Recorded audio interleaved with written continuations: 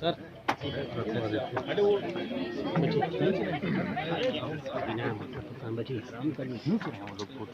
दो लोग हैं चामराज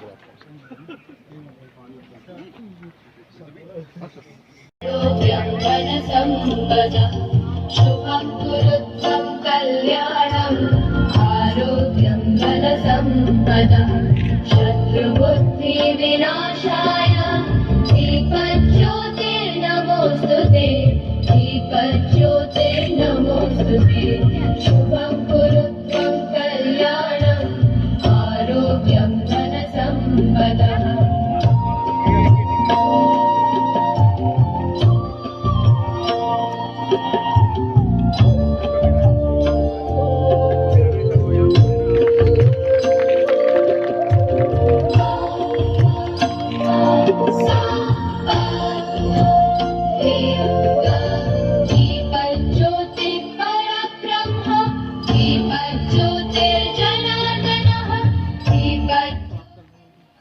हेलो આપણે સૌ તાળીઓથી વધાવીએ।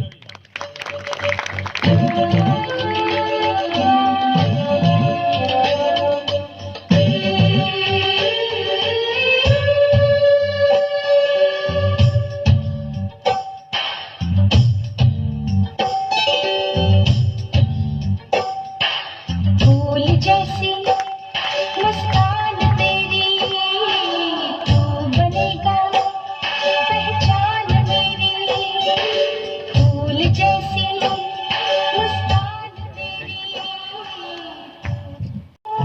धरती पे लाना है राजा इस दुनिया का बन के दिखाना है माँ की दुआ है भोले भले तू सच्चाइयों के धन्यवाद।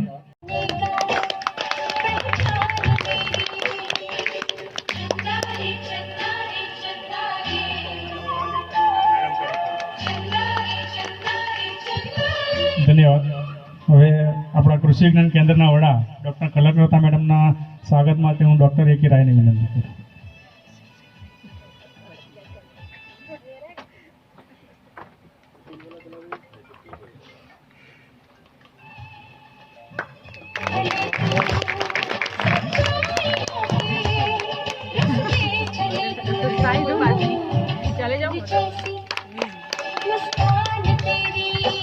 धन्यवाद। डॉक्टर कृषि विज्ञान केंद्र के प्रधान अध्यक्षा डॉक्टर कनकलता जी, अपने और एक सिस्टर संस्था जो मृदा और पानी के बारे में अनुसंधान करता है यहाँ पे, और आपकी मदद के लिए यहाँ पे हैं अपने साथियों के साथ। वो जो क्षेत्रीय संस्था का अध्यक्ष प्रधान डॉक्टर ए.के. सिंह साहब जी, अपने यहाँ पे एक क्षेत्र शुष्क बागवानी केंद्र का प्रधान अध्यक्ष अरविंद कुमार सिंह जी, और मेरे सारे साथियों यहाँ पे जो कृषि विज्ञान केंद्र में अपना जो सेवा दे रहे हैं, जहाँ पे अपने जो वसत स्टेशन है वहाँ के ये साइंटिस्ट भी यहाँ पे,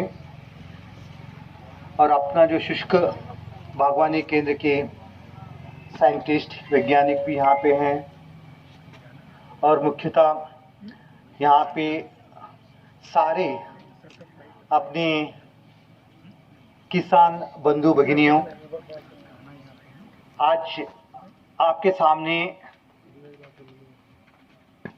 यहाँ पे खड़े हो के मुझे एक मौका मिला, और ये जो सभा में आप इतने मात्रा में आके यहाँ पे आप पार्टिसिपेट कर रहे हो, आपको एक संबोधन करने का एक मौका मिला मुझको। मैं बहुत खुश हूँ उसके बारे में। मैं आप सबको अभिनंदन भी करता हूँ और स्वागत भी करता हूँ, क्योंकि ये जो कृषि विज्ञान केंद्र है, इसका जो भी कार्यक्रम है अपने जो संस्थान के माध्यम से जो होता है वो तो कनकलता मैडम जी ने जो बताया।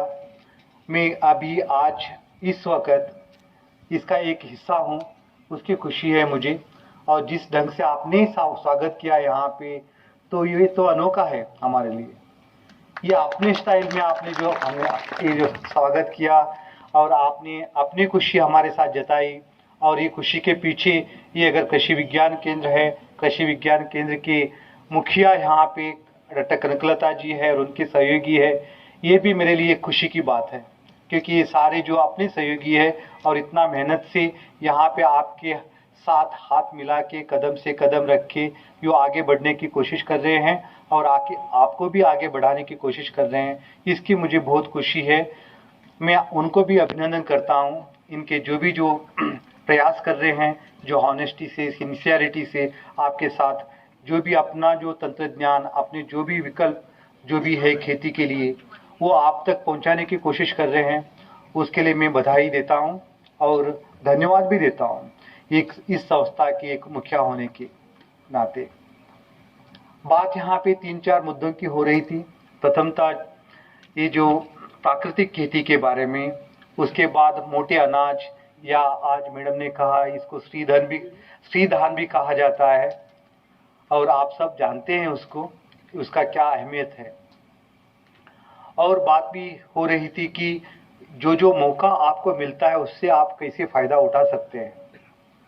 फ़ायदा जब उठाना है तो पहले स्वास्थ्य की बात होती है। आजकल अपनी जो प्रधानमंत्री जी एक स्वास्थ्य के बारे में बात करते हैं। अब स्वास्थ्य के बारे में अगर हम बात करते हैं तो हम अपना स्वास्थ्य के बारे में बात करते हैं। उतने सारे जो चीज़ें हमें सुनने में आया, कनकलता जी, AK सिंह जी, अरविंद कुमार सिंह जी, इन सब लोगों ने अपना विचार यहाँ पे प्रकट किया और आपके साथ जो अपनी जो ज्ञान है बांटने की कोशिश की प्राकृतिक खेती के बारे में। इसके बहुत सारे पहलू हैं। प्राकृतिक खेती छोड़ के आधुनिक खेती अपनाने का क्या जरूरत पड़ी। अगर 50 यानी 1950 के आसपास में, लगभग 50 साल पीछे अगर आप जाके अगर देखोगे तो उस टाइम जितनी अपनी जो आबादी थी, उन आबादी को ये सारे जो खाद्यान्न या अनाज देने का क्षमता भारत को नहीं था। जो भी खेती का जो पद्धति से जो खेती किया जाता था उसमें उतना अनाज पैदा नहीं होता था। तब अगर सूखा अगर पड़ जाता है तो बिल्कुल बहुत सारे लोग भूखे मर जाते थे। जो भी वहां पे मंत्री थे, जो प्रधानमंत्री थे, जो बड़े बड़े लोग जो भी है नीति के बारे में सोचते हैं, उस टाइम उन्होंने सोचा कि नहीं, अपने लोग भूखे नहीं मरना है तो क्या करना है, तो अमेरिका से, यूरोप से या कहीं से, ज़्यादातर अमेरिका से, वहाँ से अनाज मंगवाते थे और यहाँ पे सारा सब लोगों को देते थे। जो अनाज कैसा आता था वो तो जो खाने के लिए भी नहीं होता, सही नहीं होता था, वैसा वाला भी कभी कभी अनाज आता था। ये सब को देखते हुए भारतीय कृषि अनुसंधान परिषद और वैज्ञानिक और उस टाइम पे जो भी नीति से जुड़े हुए सारे जो महान व्यक्ति थे, उन्होंने सोचा कि यहाँ पे इसके बारे में अनुसंधान होना चाहिए। अच्छे से अच्छे प्रजातियाँ, कोई भी फसल हो उसके यहाँ पे आना चाहिए और उसका पैदावार भी अच्छा होना चाहिए। उसके लिए अनुसंधान करना है। उसका नतीजा क्या हुआ, 1950 में जितना हम पैदावार या जितना खाद्यान्न अनाज पैदा करते थे, उसका 6 गुना अनाज आज के दिन पैदा हो रहा है। ये सब अनुसंधान का और किसान मित्रों का भी इसमें सहयोग है। तो आज के दिन हमको अमेरिका या किसी भी देश के पास खाद्यान्न के लिए जाने की जरूरत नहीं है, अनाज के लिए जाने की जरूरत नहीं है। अब इतना जो गोडाउन में आपने जो इतना अनाज पड़ा हुआ है, तो हमको कभी लगता है कि उतने सारे जो अनाज अभी पैदा करने की जरूरत नहीं है। अब उस टाइम हमारा जो भी फूड सिक्योरिटी के जो बारे में बात करते थे हम लोग, उसको हिंदी में अच्छी तरह से कनकलता जी ने बताया। अब न्यूट्रिशनल सिक्योरिटी के बारे में बात करते हैं, पोषण के बारे में, यानी जो उस अनाज में कितना पोषण हमको मिलता है, खाना तो मिल ही जाता है, पेट भर जाता है, लेकिन उसमें विटामिन या सारे जो चीज़ें मिलता है या नहीं मिलता है। तो अगर आप गेहूं ये सारा जो अगर आप देखोगे तो उसमें तो उतना नहीं है, लेकिन आपका ये जो मोटे दाने या श्री धान जो अभी बताया गया, तो उसमें आप देखोगे तो वो जो खाता है तो अब बहुत देर तक खेत में खड़ा हो सकता है। वो जो गेहूं या चावल काट के उनको खड़ा होने के लिए अगर कह दें उतना नहीं होता है। आप इतना स्ट्रांग हो जो अगर शहर वाले लोगों को अगर बता दें तो खड़े होके जो अभी जो आपको एक कुछ मशीन दिया गया वो ले भी नहीं सकते, उतना ताकत भी नहीं होता उनके पास। लेकिन आपके पास बहुत ताकत है, क्योंकि ऐसे जो अनाज भी सारा जो चीजें हैं वो आपका खाद्यान्न का यानी आपका खाने जो रोज खाने वाला जो चीज का एक हिस्सा भी है। आजकल थोड़ा सा बदलाव होगा, लेकिन आप प्रकृति के पास बहुत नजदीक है, बहुत करीब है। जब जो आधुनिक पद्धति से हम अभी जो खेती कर रहे हैं, पंजाब हरियाणा यहाँ पे सब आप देखोगे, ये सब लोगों को बताया गया है कि ये जो आप प्रजाति आप करो, लेकिन प्रजाति के साथ इतना पानी डालो, इतना खाद डालो। लोगों को लगा कि जितना खाद डालेंगे उतना आपका पैदावार हो जाएगा। वो भावना आ गई और बहुत सारा जो उससे नुकसान हो गया। हम जो कहते हैं कि उसका जो फुटप्रिंट जो कहते हैं, ये टेक्नोलॉजी का फुटप्रिंट के लिए क्या कहते हैं, जो भी आप जाते हो तो आपका जो पैर का छाव छूट जाता है, वैसे ही जो आधुनिक पद्धति का जो भी है उसका छाव छूटा हुआ है। वो जो छाव क्या है, पद चिन्ह है, राइट, पद चिन्ह जो कहते हैं वो जो है उसको कम करना है। इसीलिए हम थोड़ा बहुत अभी पीछे जा रहे हैं। बहुत आगे गए थे, लेकिन अब पीछे जाके जब पहले करते थे उसी को करना है। अभी थोड़ा बहुत हमारे पास ज्यादा अनाज है, गोडाउन में पड़ा हुआ है।